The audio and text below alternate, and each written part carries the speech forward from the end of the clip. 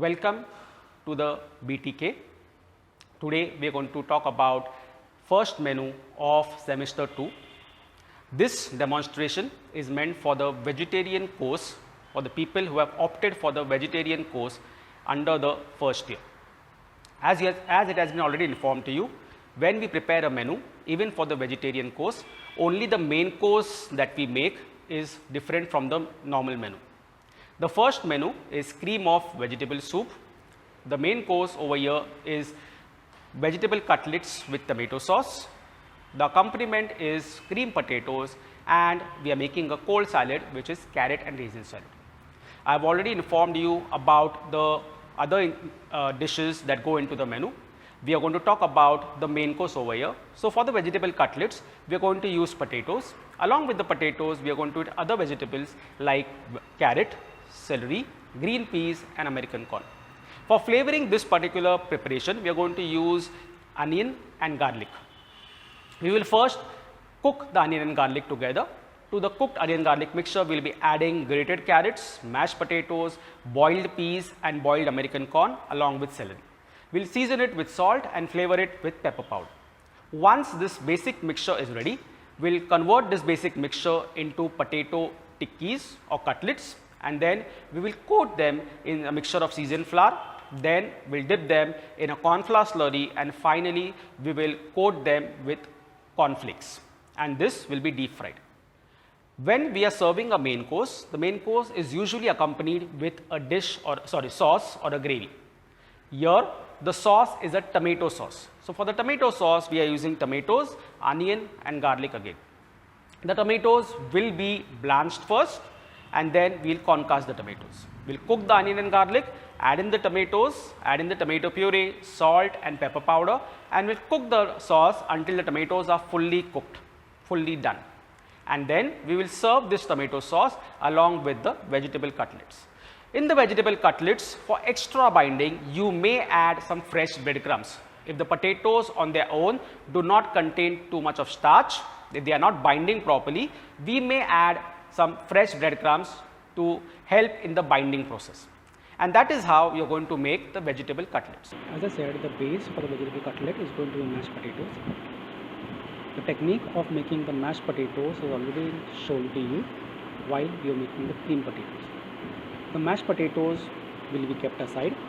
The second component in the dish is going to be celery. Celery, will remove the leaves of the celery and then chop it up finely. The chopped celery will be kept aside on a plate along with the other ingredients. The second ingredient that we are going to handle now is your boiled American corn. We are going to roughly chop up the American corn. We cannot leave the American corn whole, as if the whole American corn comes on the sides of the cutlet, they might lead to the cutlet breaking. So, American corn also has to be roughly chopped up. The corn is pre-boiled, which helps us in the chopping process as well. Moving on to the next ingredient, which is blanched green peas. The green peas that we have taken over here are the frozen variety green peas, and we have just blanched them in hot water. Because they are cooked, we are not going to chop them up, we are just going to mash them up using the back of the knife. That is more than enough to be done to the green peas. We don't want to do this in a mixer, because if we do this in a mixer, we end up with a complete paste. We still want to see a few bits and pieces of the green peas in the mixture. That is why we are mashing them up using a knife. Along with these vegetables, we will also be using some grated carrots as part of the dish. To begin off, we will heat some oil in a pan. Once the oil completely heats up, then we will be adding some finely chopped garlic to the pan. Along with the garlic, we will also add in some finely chopped onion. The garlic will be sauteed first slightly, but we are not browning the garlic. Once the garlic has been sauteed, it has slightly changed its color, very slightly, then we will add on the onions to the dish. The garlic over here is an integral part of the dish, because that will give a flavor, good flavor to your vegetable cutlets. Once the garlic has been sauteed, then we will add in our finely chopped onions. Here is where your skill as a chef comes into play. You need to chop the onion and the garlic very, very finely. If you don't do that, what will happen is your Vegetable cutlet will have bits and pieces of unevenly cut garlic and onion throughout, which will give a bad visual appeal to the dish and also may lead to the bursting of the vegetable cutlet when you are frying it. Now we are going to saute the onions until they sweat completely. Again, the objective of this browning is not to brown the onions.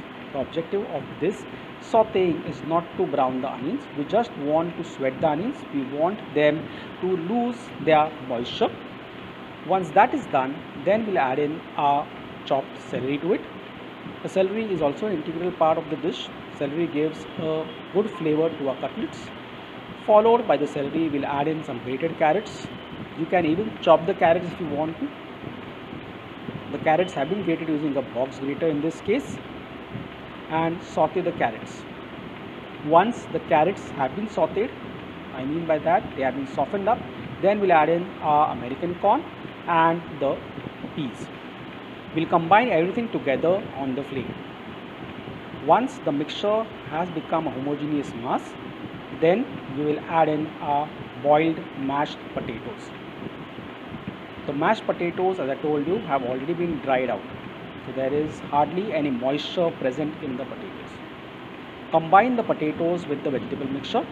Use a spatula for doing this, as this is the best tool for this purpose. If you have cooled down the mixture, then you can even use your hands for mixing the mixture, but you need to wear gloves while doing this. After the mixture has been combined, we will add in some salt, which will act as a seasoning agent, and some white pepper powder along with it. You can add any kind of flavoring that you want. You may even add some chili flakes. You can add some other spices and herbs. Once the salt and the pepper powder has properly been combined with the mixture, we'll remove it out onto a plate and we'll allow it to cool down. We'll convert these into cutlets once the mixture has cooled down and it is easy to handle. Spreading it out helps to cool down the mixture in a faster way.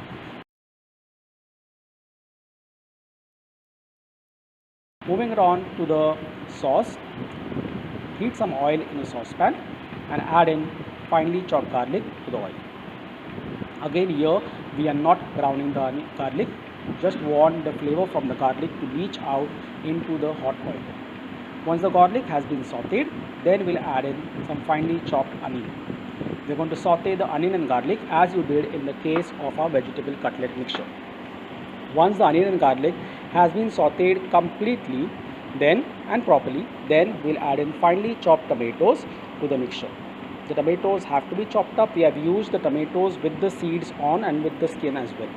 We have not concussed the tomatoes over here. Mix the mixture properly, and then for additional flavoring, we will add in tomato puree. Here I am adding some salt as a seasoning. With the salt, what it does is it brings out the moisture from the tomato, brings it out, and it helps in the cooking process. The tomatoes cook at a faster rate once you have added salt to it. Once the water from the tomatoes has started oozing out, then we'll add in tomato puree. The tomato puree over here is optional. If you have enough amount of tomatoes, and tomatoes on their own contain a lot of juice and color, then we do not need to add any extra tomato puree. Along with the tomato puree, we have added some water to thin down the mixture so that the tomatoes can cook properly without burning or browning. This mixture will take at least 25 to 25 minutes to cook properly. Moving on to the cutlet mixture. The potato mixture has cooled down sufficiently. To this mixture, for extra binding, I will be adding some fresh breadcrumbs. The breadcrumbs will make sure that the cutlets do not break or burst when I am frying them in the pan. Breadcrumbs are starch, and starch provides extra binding to the mixture. Once you have added enough amount of breadcrumb to the mixture, then we'll start with the shaping of the cutlets. You will take or divide the mixture into uniform size pieces, roll them into balls, and then flatten out the balls into cutlets. One thing has to be kept in mind, that the overall size, shape and weight of the cutlets has to be uniform. All the cutlets should be of the same size and shape. They should not be uneven.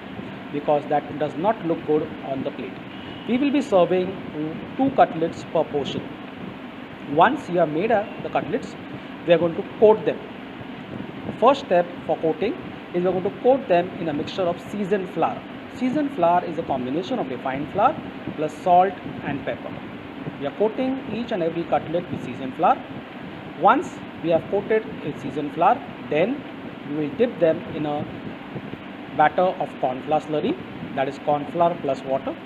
If the cutlet is not coated with seasoned flour, the corn flour slurry will not stick properly onto the surface of the cutlet. So that is why the first step of seasoned flour coating is so important. As you can notice, I have used my left hand in the batter. I will transfer the cutlet into the cornflakes mixture, and I am using my right hand to coat. The wet hand and the dry hand will not come together, right? If you do that, you will be wasting a lot of the coating mixture, that is a cornflake mixture. So you will use your left hand to coat the tikkis, cutlets with the corn flour slurry, and use your right hand to coat them with the cornflakes mixture. Once you have coated each and every one of the vegetable cutlets with the cornflake mixture, we are shaping them, as you can see, so that they retain their shape on the chopping board. Once you have done with all these, then we are going to pan fry them. You can either pan fry them or even deep fry them. The oil has to be sufficiently hot, and then we drop them into the hot oil. We are going to fry them until they turn golden brown in color. Now here it's very important that you control the temperature of the flame, right, and the temperature of the oil as well. Control the flame and control the temperature of the oil. The oil cannot be allowed to heat up too much. If that happens, the vegetable cutlets will burn. We want a nice golden brown color on the cutlets, not a burnt color. A burnt black color is not expected, neither is it desired on a vegetable cutlet. Each cutlet will take anywhere between 3 to 4 minutes to get the right color. The cornflakes will also provide a nice even crust onto the surface of the vegetable cutlets. The vegetable cutlets will be crisp from the outside and they will be soft and mushy from the inside. That is what is expected in a properly cooked vegetable cutlet. Once you have fried them, the vegetable cutlets will be transferred onto a kitchen towel or a tissue paper to absorb the excess oil. To plate the dish, I have taken the tomato sauce that we have prepared. I am making a bed out of the tomato sauce, and the cutlets will be placed on top of the tomato sauce. Now again, this is just one way of presenting the dish. You can present the dish in any which way you want, but the number of portions remain the same.